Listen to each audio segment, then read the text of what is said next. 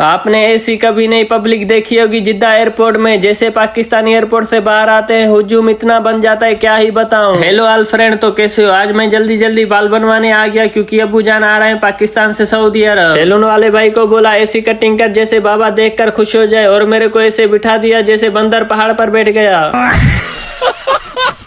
Finally आपके भाई की क्यूट कटिंग देखो कैसी लग रही है, और मैं नहा कर नहीं आया, कपड़े चेंज कर आया हूँ।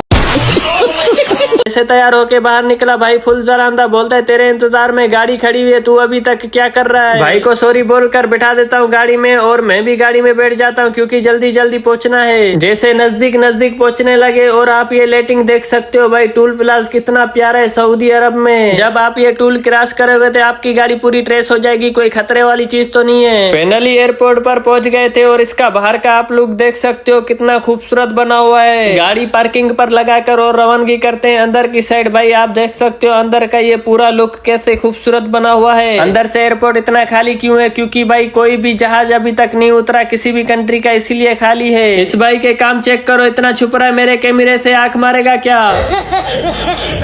आप अभी चेक कर सकते हो कितना रश हो गया। आहिस्ते आहिस्ते अभी जहाज जैसे उतरेंगे और ज्यादा रश हो जाएगा। हम भी इतना इंतजार किया अबू जान का, और फाइनली अबू जान भी नजर आ जाते हैं, और हम तीनों भाई अबू जान को देखकर बहुत खुश हुए। और आपको वीडियो कैसी लगी कमेंट में लाजिमी